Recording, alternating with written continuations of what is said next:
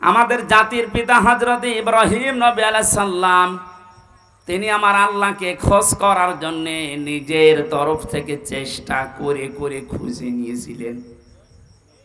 কখনো রাতের বেলা আকাশের তারকা, চাঁদ, দিনের বেলায় সূর্য, গাছ, এ সমস্ত জিনিসগুলো দেখে দেখে যেই অস্ত্রমিত হয়ে যেত, বলতো না যা ডুবে যায় সেগুলো আমার মালিক হতে পারে না। তিনি শেষে ঘোষণায় দিয়েছিলেন, হে আমার জাতির লোকেরা শুনে রাখো, ইন্নী ওয়াজ্জাহাতু ওয়াজহিয়া লিল্লাযী ফাতারাস সামাওয়াতি ওয়াল আরদা হানিফা ওয়া মা আনা মিনাল মুশরিকিন।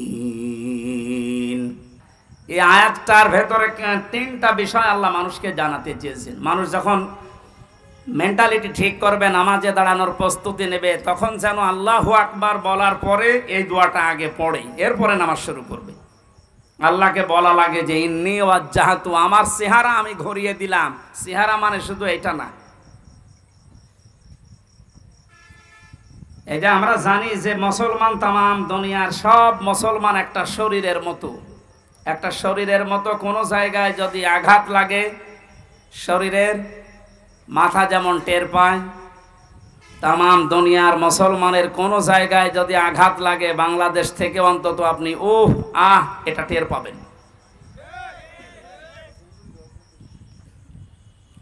তাহলে আমার চেহারা বলতে শুধুমাত্র এই মুখমণ্ডল না, আমার ব্যক্তি, পরিবার, সমাজ, রাষ্ট্র, প্রত্যেকটা একটা চেহারা।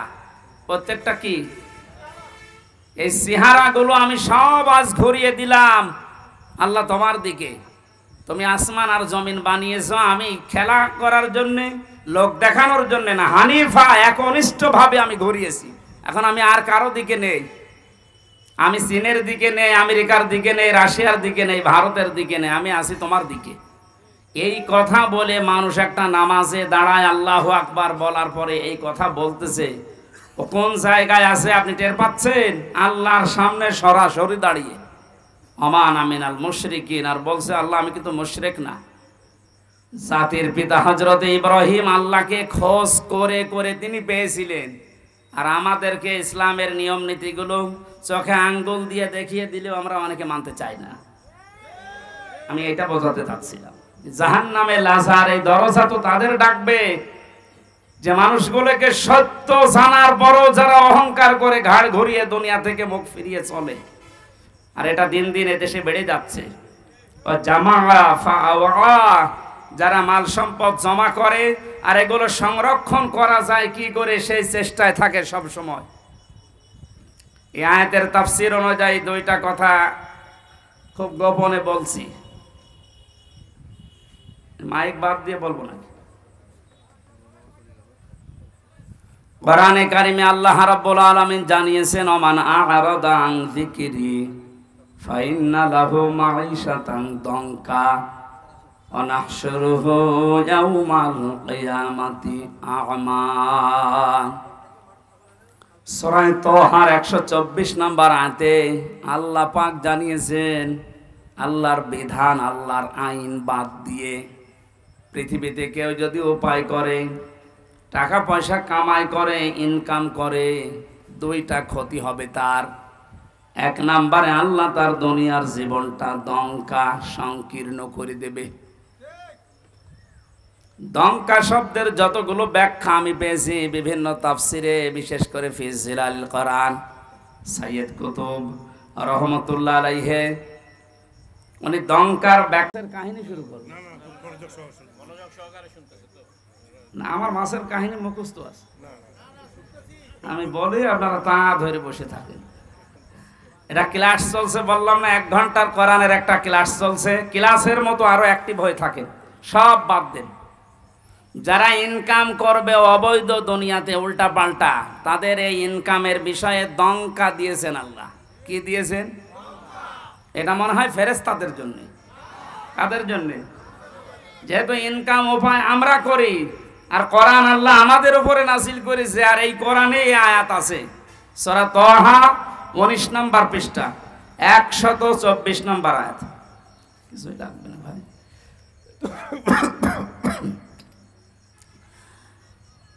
যেহেতু সব শ্রেণীর মানুষ এখানে আমরা আছি, এই জন্য আজটা আমরা তুলে নিয়ে আসলাম এই জামা ফাওয়ার ব্যাখ্যায়। যারা অবৈধ ইনকাম করছেন, আপনি মনে করছেন আমরা মাত্র 5,000 মানুষ শুনছি, না, এটা এখন তামাম দুনিয়ায় ছড়াচ্ছে। সবাইকে উদ্দেশ্য করে বলছে, যারা অবৈধ ইনকাম এখনো থামাননি, থামেন। টাকা পয়সা যারা জমা করতে আছেন আর রক্ষণ করবেন কি করে, সংরক্ষণ করে রাখবেন, এই চিন্তায় আছেন না, আপনি পারবেন না। তাহলে আল্লাহর দঙ্কা এই শব্দটা মিথ্যা হয়ে যাবে। আল্লাহ তার কোরআনকে দুনিয়ায় মিথ্যা প্রমাণ করবে বলেন? সুতরাং এর ভেতরে যা আছে কার্যকর 100 ভাগ হবে। আর এটা যে হচ্ছে আপনাকে আমি দেখাচ্ছি, দাঁড়ান।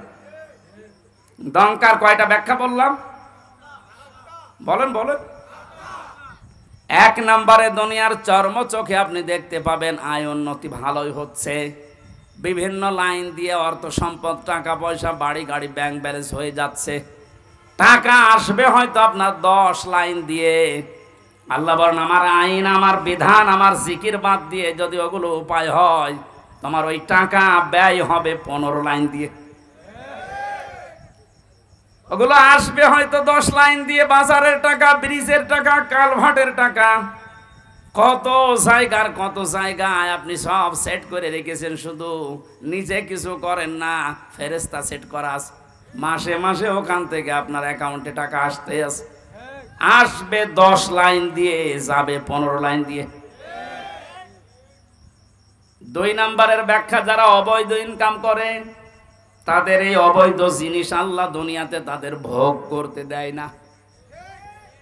এটা যে দেয় না তার প্রমাণ বাংলাদেশে নেই, নাম ধরা লাগবে। সাবেক এই লোকটা গোপালগঞ্জের 4 ভাগের 1 ভাগ নিচে কিনে নিয়েছিল।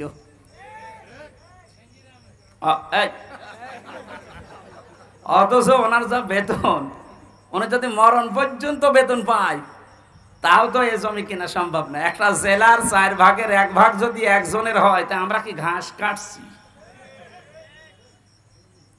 বলেন, এই লোকটার এখন কি আছে? সব হাইকোর্টের মাধ্যমে সরকার নিয়েছে। বাইরে যা ছিল সেগুলো তো বাজেয়াপ্ত। আমার মনে হয় এখন যদি অবস্থায় থাকে, কয়েকদিন পরে দুদক ডেকেছে, শেষ আবার ভিক্ষা করা না লাগে। দঙ্কায় আল্লাহর যে কথা ছিল যে দুনিয়ায় অবৈধ ইনকাম যারা করে ওদের ওই সম্পদ আল্লাহ দুনিয়ায় ভোগ করতে দেয় না, এটা কি আমেরিকায় যে ব্যাখ্যা করা লাগবে?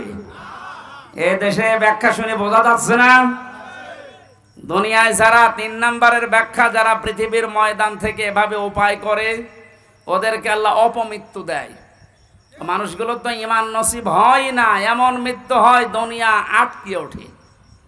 আমার ঝিনাইদার একজন কয়েকদিন আগে গেছে, 200 কোটি টাকার মামলা। আপনি মনে করেন কি যে 200 কোটি টাকা আপনার এই মুরব্বীরে যদি এখন থেকে বসিয়ে দেন, মরণ পর্যন্ত শুধু গুনতে থাকবে, শেষ করতে পারবে না। 200 কোটি, এটা মানুষের কয় টাকা লাগে এ দুনিয়া চলতে বলেন? মামলা হওয়ার পরে কি হয়েছে দেখেছেন? লাশের টুকরো খুঁজে পাওয়া যাচ্ছে না। তার মেয়ে এখন কান্নাকাটি করছে যে একটা টুকরো অন্তত দেন, অন্তত লাশটা মনে করে দাফন করি, জানাজা পড়ায়, তাও পাচ্ছে।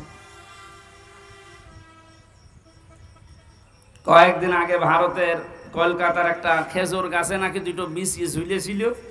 অনেকে বলছে এইটা এই লোকের বিচি। আমি দেখলাম ফেসবুকে যে বিচি মানুষের অত বড় হওয়ার কথা না, এর ছাগলের বিচি হবে। হয়তো ছাগল জবাই করে বিচি এরকম ঝুলিয়ে দিয়েছে। কোন জায়গায় আল্লাহ নামিয়েছে আপনি তাকান। আপনি এখনো অবৈধ ইনকাম বন্ধ করেন না, উল্টাপাল্টা মামলা দিয়ে মানুষকে আপনি কালার করে দিন। এই জন্য এগুলো করেন না। যারা মানুষের নামে মিথ্যা মামলা দেন, মানুষকে হয়রানি করেন, এর মাধ্যমে জুলুমের মাধ্যমে অবৈধ টাকা ইনকাম করেন, এই টাকা আপনি ভোগ করে যেতে পারবেন না। যদি করতে পারেন তাহলে এই আয়াত মিথ্যা হয়ে যাবে, কোরআন শরীফ জীবনও মিথ্যা হবে না। 2 নম্বর, আপনার অপমৃত্যু হবে। আপনি ঈমান নিয়ে যেতে পারবেন না, বেঈমান হয়ে মরবেন। এগুলো আল্লাহ একটা একটা করে দেখাচ্ছে। এইরকম চোখে আঙ্গুল দিয়ে দেখিয়েও যদি আমাদের পরিবর্তন না আসে, তারপর কবে হুঁশ আসবে আমাদের?